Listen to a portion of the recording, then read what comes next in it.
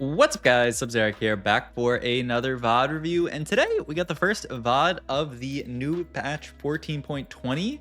Came out yesterday, but I was kind of busy yesterday, and then also there was kind of an immediate B patch yesterday, only like 12 hours into the patch or something like that, which reverted some of the changes. So now we are in a B patch situation where some of the stuff has changed. Some of the stuff that was patched in 14.20 got reverted. Some of the stuff is still very different. There's still nerfs to some really important comps and buffs to some comps. I think this Mage comp is definitely a big winner, even after they reverted some of the buffs. But it's not exactly what I want to talk about this game. I want to talk about something quite interesting this game. It's an augment that they buffed really hard, and you'll see soon what that augment ends up being. This is an augment that was basically unpickable pre-patch. You never wanted to take it, but the statistics, and we're early on to the patch, so you don't 100% know, but the statistics are looking very good so far. So Soju has a pretty,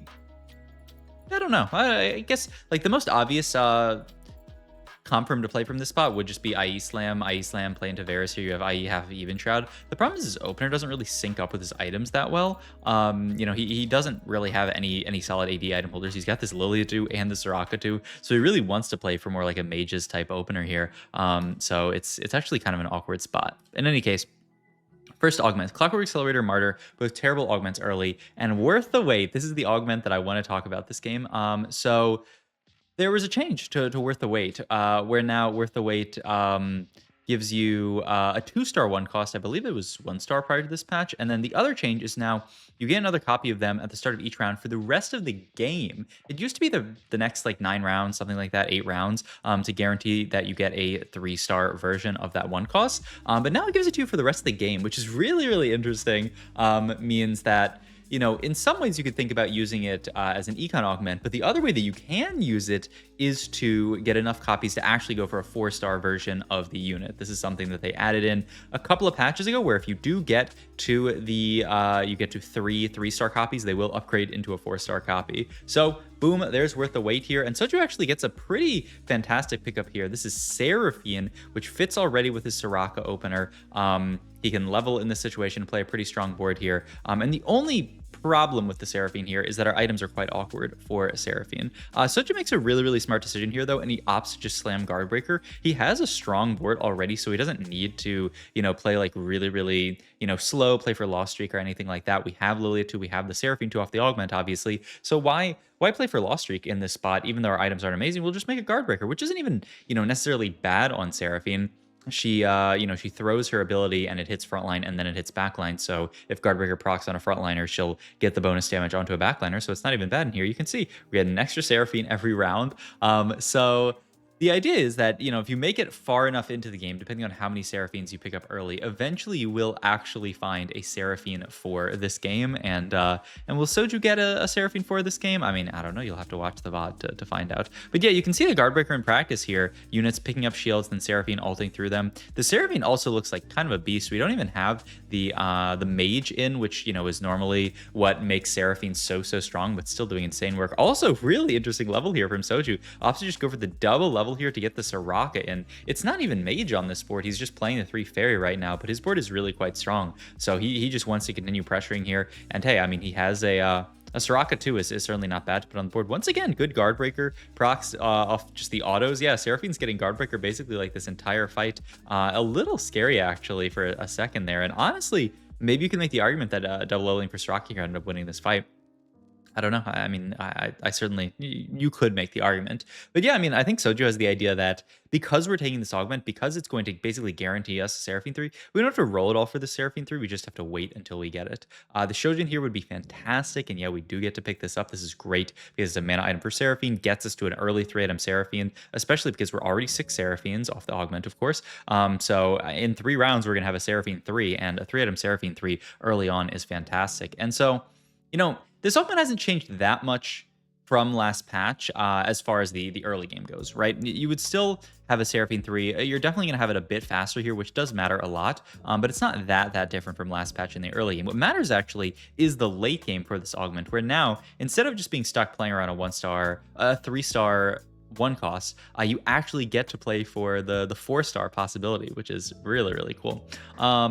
This is actually interesting here because he does have Mage that he can potentially get in over Fairy. The downside is you really want to play this Lilia, so yeah, I think you do just have to sit on this board for now. He does have the Rumble too as well, but Rumble is really expensive here to make. It'll be interesting just to see how he, if at all, makes gold here. He would have to sell Galio plus just, I guess he just doesn't make gold in this situation, but then I also don't know if you're picking up the Rumble here. This fight also looks pretty scary, so just close to a 5 streak here, but can Seraphine clutch it out? Pretty good ult there. Oh my god, that's so good, getting the 5 streak. Oh my god, wait, the escort quest actually almost clutched that out. That was insane. My god. And oh, look, there's Seraphine 3. He actually gets a naturals 1 off of minions. This is the only Seraphine that he's natural this game so far, but already 3-star. So just goes to show that this augment gives you a 3-star for free, essentially, because you get 8 copies by the end of 2-7, you know, because of the fact that you start with 3 and then you get 5.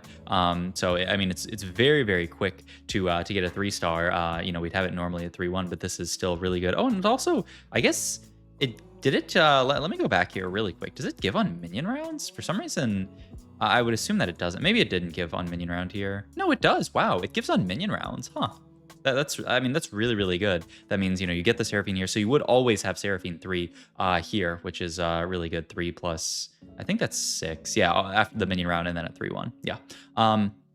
But okay, we're level for Galio here to get 3 Mage in. Obviously, not super rich in this spot. Also, certainly not looking for Soraka 3 here, because Soju's plan is not to roll at all. Some people might say, oh, I'll take this Augment roll, and that'll accelerate my ability to hit a 3-star or 4-star 1 cost. But that doesn't make any sense in our scenario here, because there's nothing else for us to roll for. We're not looking for Soraka 3 as well. Maybe if we had, like, 6 or 7 Sorakas, you could roll for it. But the big thing that we want to do here is just push tempo and make sure that we live to the late game.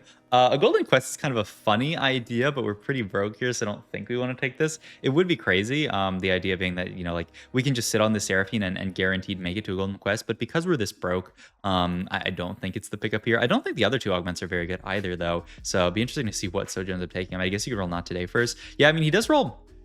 I think Soju is saying that, like, I would take Golden Quest if I got absolute trash, but I do think Unified is just a solid enough augment that we should just go for that here. And yeah, I don't think he wants to take a Golden Quest with this little econ. I think he's making like 30 gold this round, so a Golden Quest, it would take so long to get to. The upside is that our board's pretty strong, and theoretically we could sell the Seraphines for money. But yeah, it's interesting that he's looking at other stuff for so long. Ooh, that's a Rakan that can also fit on this board. It would just be over the Tristana here. Looks like he doesn't want to play it, which surprises me.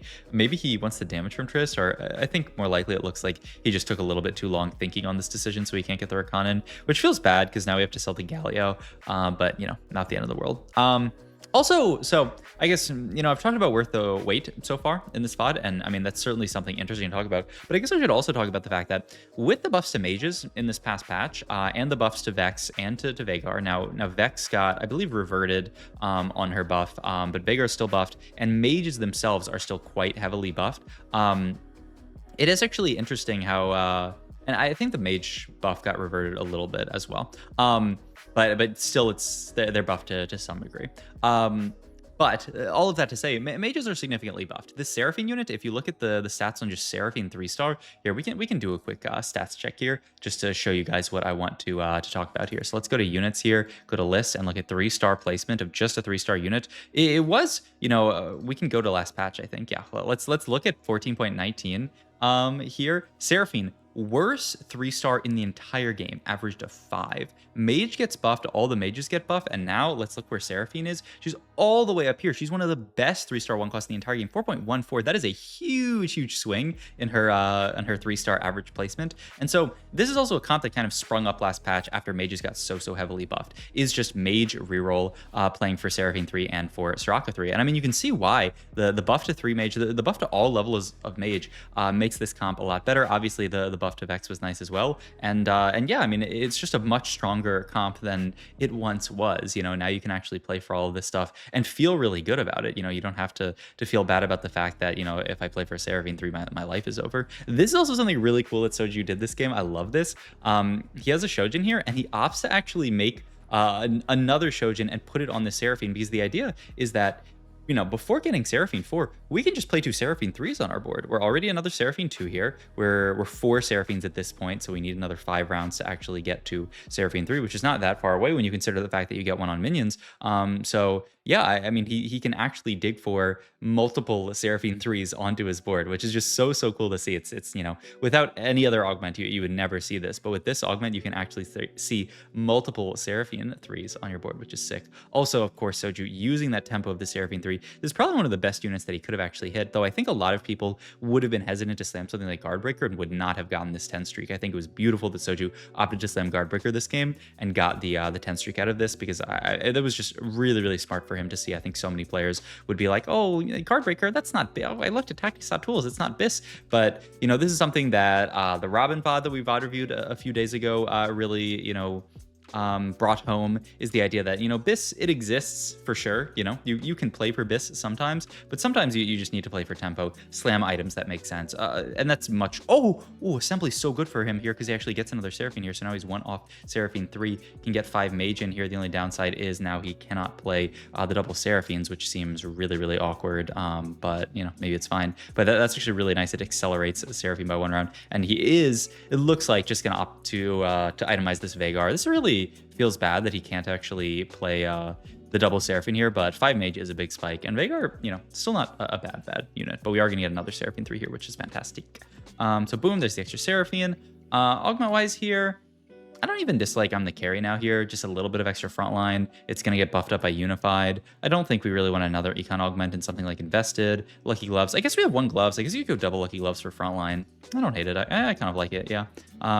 Support Golem actually quite a bait. Remember when I said, if you guys watched my patch rundown, they moved this from 2 support items down to 1 support item, and I said my prediction was that this augment is going to be unplayable. Well, I think I am correct. Averages a 5 at 3-2 and almost a 5 at 4-2. So that augment goes from one of the best augments in the game into just never take this. So I thought it was a bit heavy-handed of a nerf. I think Riot would agree, but once again, sometimes they go a little bit far just because they want to make sure that something will suck, essentially. Okay.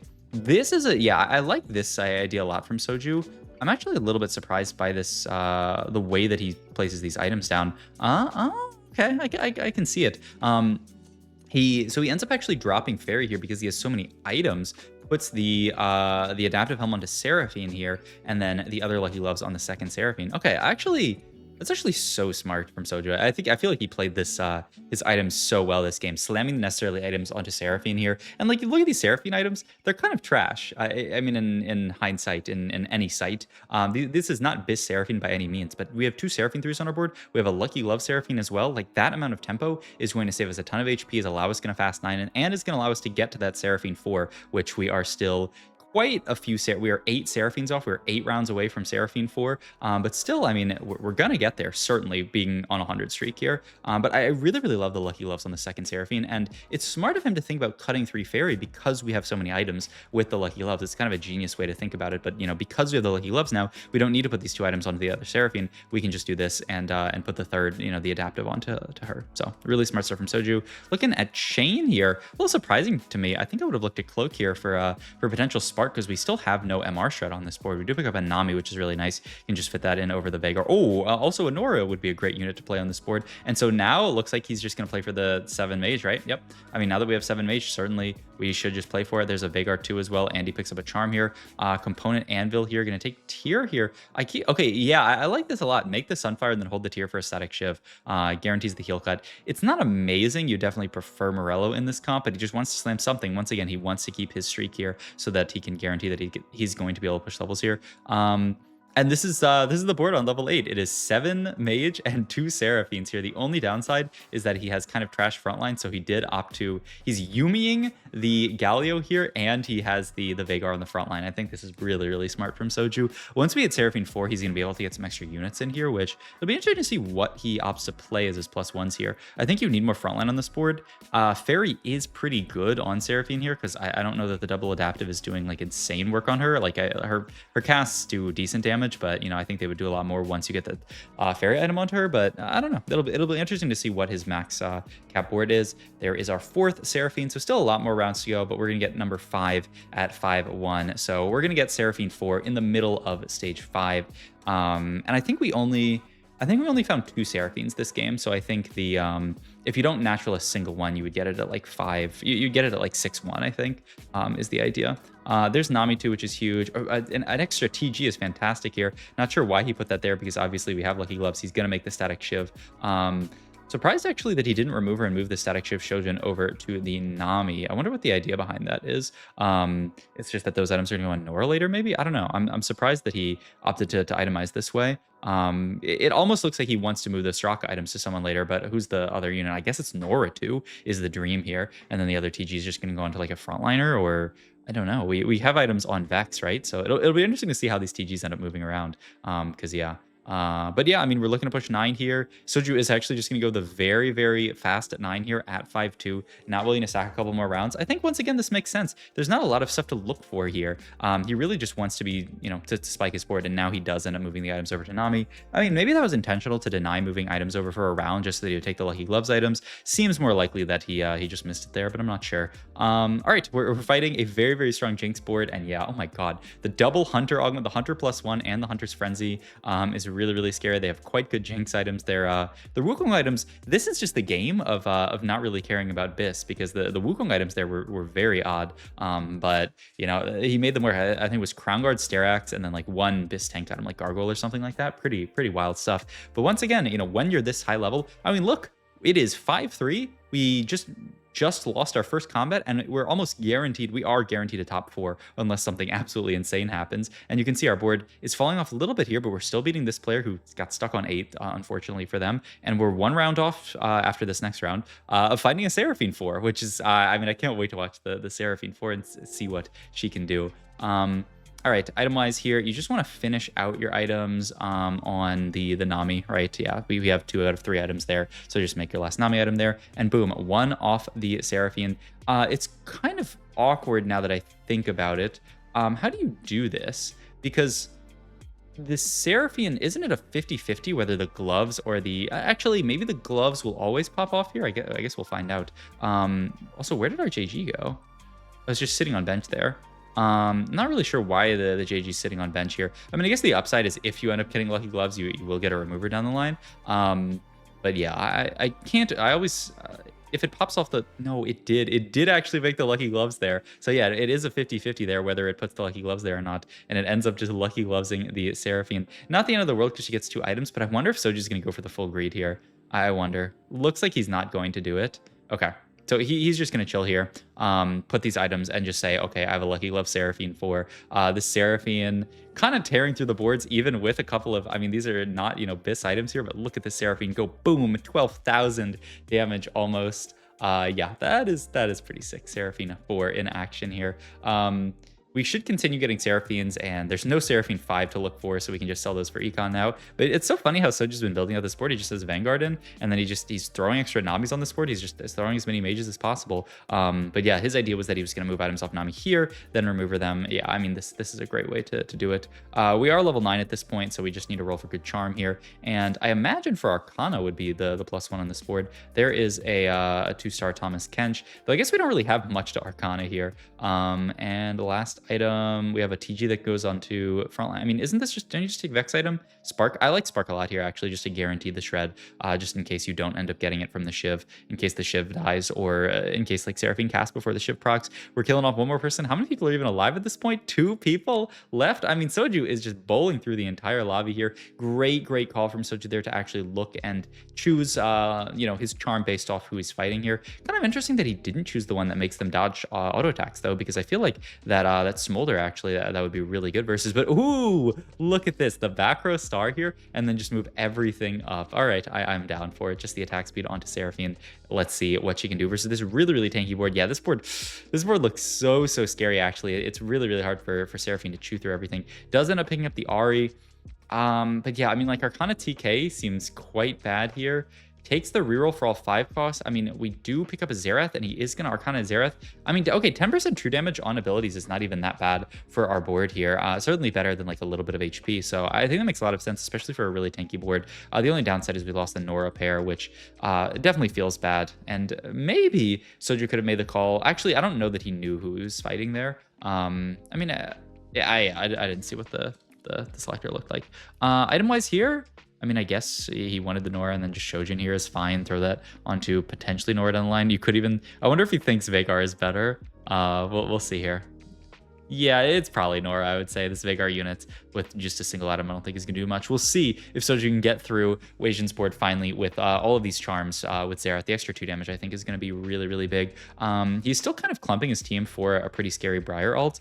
He doesn't have Seraphine off in the corner, though it looks like she's okay for now. Good ult's going. She's full HP here. Another cast here. Nass is really low, and can she line these up? My God, it's so close, but one more cast on Nasus, and that is going to do it. The Seraphine 4 win for K3 Soju with this new augment. I mean, it looks really, really solid. I think Soju played a fantastic game playing around tempo with this augment, and I don't know, it was such a fun game to watch. So, hope you guys enjoyed this video. If you did, please like, comment, and subscribe. Check out my Twitch, all my other links down below. Thank you guys again for watching.